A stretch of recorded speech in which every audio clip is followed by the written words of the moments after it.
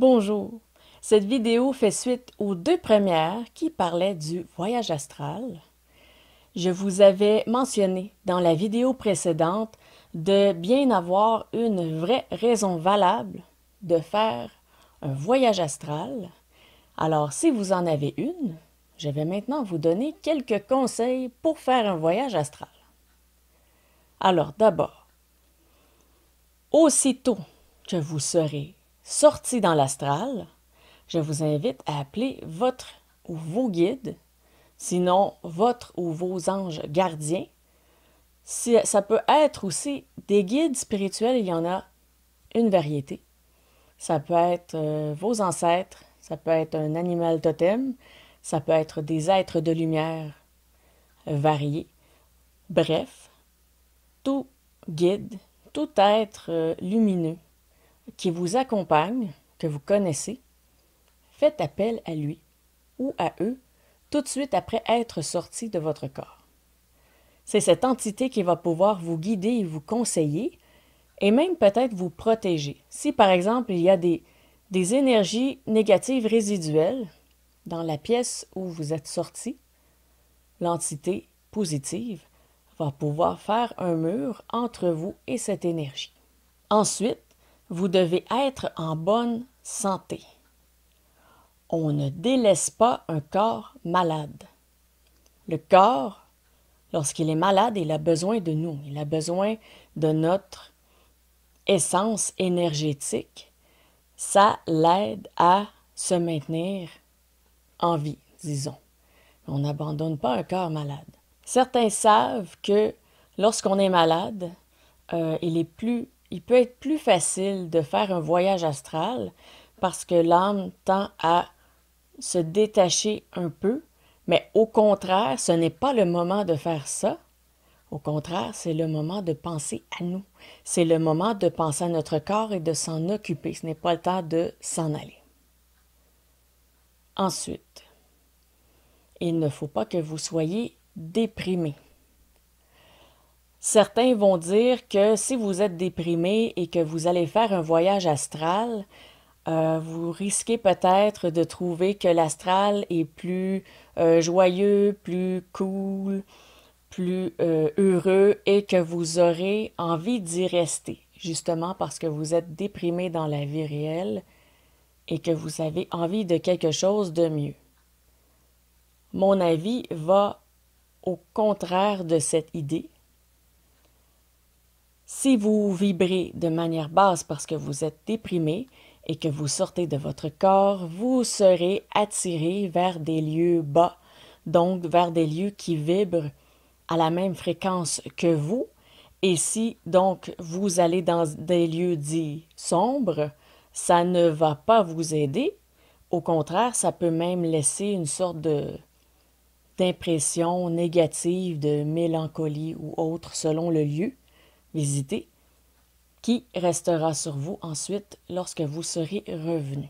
Donc oui, vous pourriez sortir et voir des lieux positifs, mais aussi vous pourriez sortir et voir des lieux négatifs parce qu'ils correspondent à l'état dans lequel vous êtes. Par contre, on ne peut pas déterminer quel scénario ce sera. Donc moi personnellement, je ne peux pas vous garantir quel scénario va se produire. Tout ce que je peux vous dire, c'est faites attention si vous n'êtes pas d'humeur. Autre conseil, choisissez un lieu à l'avance. Choisissez un lieu qui est positif, que ce soit un lieu sur Terre ou dans l'astral. Et par exemple, lorsque vous appellerez votre guide ou votre ange gardien, vous pourriez lui demander de vous amener dans des lieux positifs. Donc, vous pourriez lui demander à lui où aller.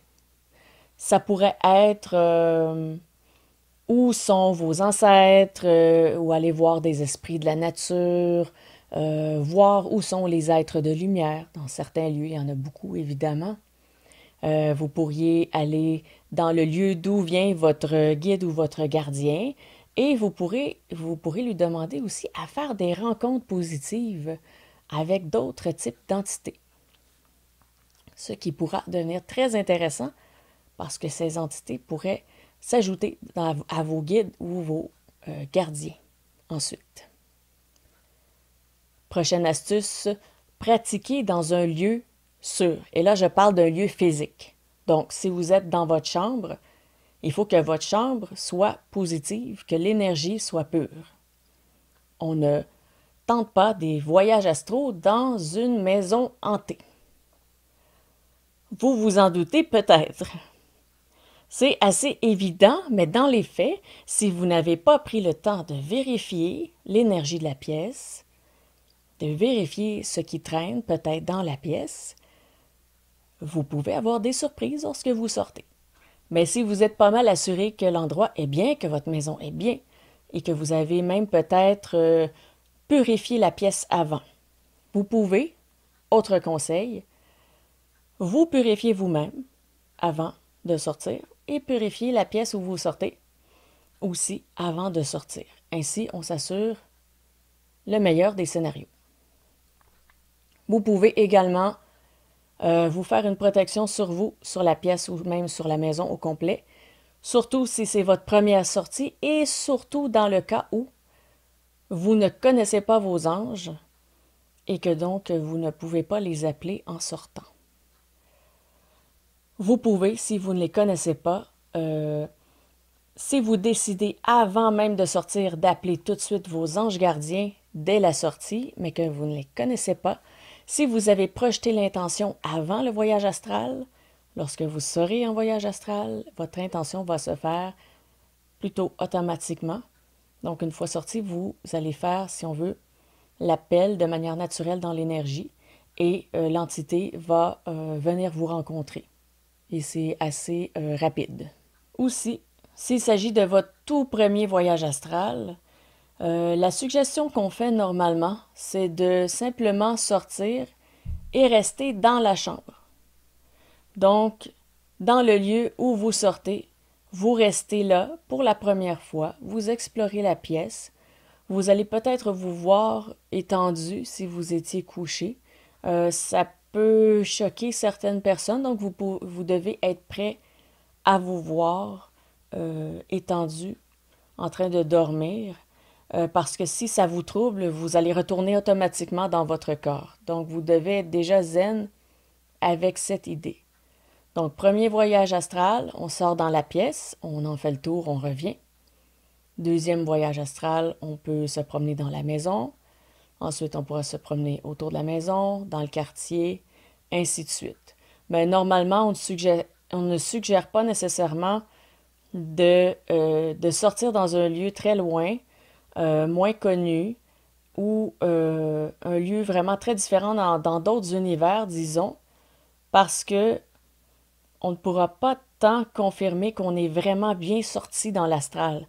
Si vous sortez dans votre chambre, vous connaissez votre chambre, vous savez que vous êtes sorti, vous avez vu ce que vous connaissez. Et c'est rare dans un rêve qu'on va voir une pièce avec autant de détails. Le cerveau humain a une bonne mémoire, mais pas au même point que lorsqu'on est dans l'astral et qu'on voit réellement la pièce. La pièce est là, on la voit comme elle est.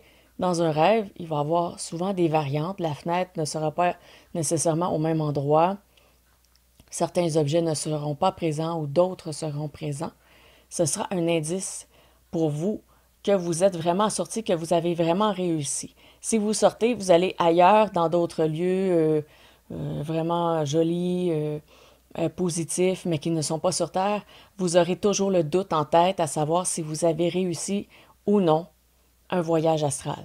Donc ça, c'est un bon indice pour vous assurer que vous avez réussi.